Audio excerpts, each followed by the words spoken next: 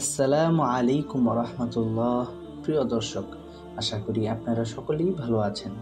আজ আমি আপনাদেরকে খুবই কষ্টের দুটি হাদিস বলবো। এই দুটি হাদিস শুনে চোখের পানি ধরে রাখতে পারবেন না।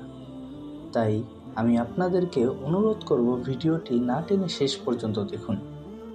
1 নাম্বার হাদিসটি হচ্ছে, একবার হযরত আবু বকর রাদিয়াল্লাহু তাআলা আনহু নামাজে দাঁড়িয়ে কান্না করছিলেন। নামাজ শেষে একজন সাহাবী তাকে জিজ্ঞাসা করলেন, হে আবু বকর, আপনি নামাজে দাঁড়িয়ে কান্না করলেন কেন? হযরত আবু বকর রাদিয়াল্লাহু তাআলা আনহুর চোখ থেকে তখনও পানি ঝরছিল। একথা শুনে তার অন্তরে যেন আবার কান্নার ঢেউ উঠল। তিনি চোখের পানি ছেড়ে দিয়ে বললেন, হে ভাই, আমি কোরআনের একটি আয়াত পড়ে কান্না করছি। তখন সে সাহাবী জানতে চাইলেন, কোন সে আয়াত, যে আয়াত আপনাকে কান্না করালো? তখন আবু বকর রাদিয়াল্লাহু তাআলা আনহু বললেন, সেই আয়াতটি হলো, হে বান্দা, আমি তোমার জানমাল কিনে নিলাম, বিনিময়ে আমি তোমাকে জান্নাত দিয়ে দিলাম। আত-তাওবাহ আয়াত 111। সাহাবী ভেবেছিলেন হয়তো জাহান্নামের শাস্তির কোনো আয়াত হবে, তাই আবু বকর এভাবে কান্না করছেন। কিন্তু এই আয়াত শুনে সাহাবী একটু অবাক হলেন এবং আবু বকর রাদিয়াল্লাহু তাআলা আনহুকে জিজ্ঞেস করলেন, হে আবু বকর, এ তো খুশির খবর, আল্লাহ আমাদের জানমাল বিনিময়ে আমাদের জান্নাত দান করবেন, এখানে কান্নার কি আছে?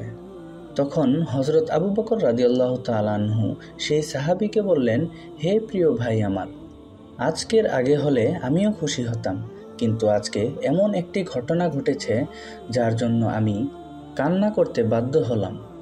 তখন সেই সাহাবী জানতে চেয়ে বললেন, হে আবু বকর, আমাকেও বলো, কি এমন ঘটনা? তখন আবু বকর রাদিয়াল্লাহু তাআলা আনহু বলতে শুরু করলেন, হে ভাই, আমার একটি কাপড়ের দোকান রয়েছে। প্রতিদিনের মতো আজও আমি আমার কাপড়ের দোকানে গেলাম। সকালবেলা এক মহিলা আমার দোকানে আসলেন। তিনি বেশ কিছুদিন আগে আমার দোকান থেকে কাপড় নিয়েছিলেন। আজ এসে বললেন, আবু বকর, আপনার দোকান থেকে কিছুদিন আগে আমি কাপড় নিয়েছিলাম, আজ ফেরত দিয়ে আমার টাকা ফেরত নিতে এলাম। আমি বললাম, আপনি তো অনেক আগে কাপড় নিয়েছিলেন, এতদিন পরে আবার ফেরত কেন? মহিলাটি বললেন, আবু বকর, আপনার কাপড় আমার পছন্দ হয়নি, আপনি আপনার কাপড় ফেরত নিন এবং আমার টাকা ফেরত দিন।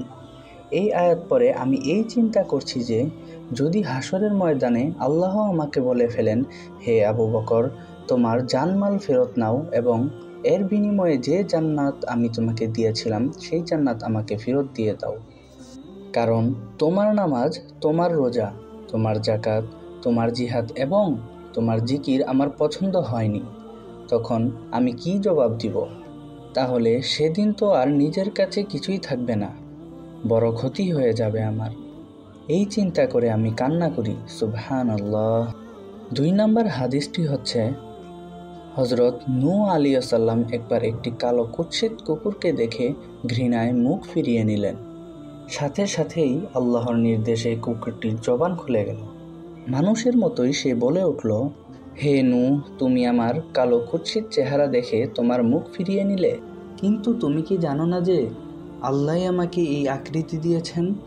মনে রেখো, এই সৃষ্টির পিছনে যদি আমার সামান্য দখল থাকতো, তবে কিছুতেই আমি আমার এই আকৃতি মেনে নিতাম না, এমনকি কুকুর হওয়াটাই পছন্দ করতাম না। কুকুরের মুখে একথা শুনে নূহ আলাইহিস সালামের মনে আল্লাহর ভয় জাগ্রত হলো।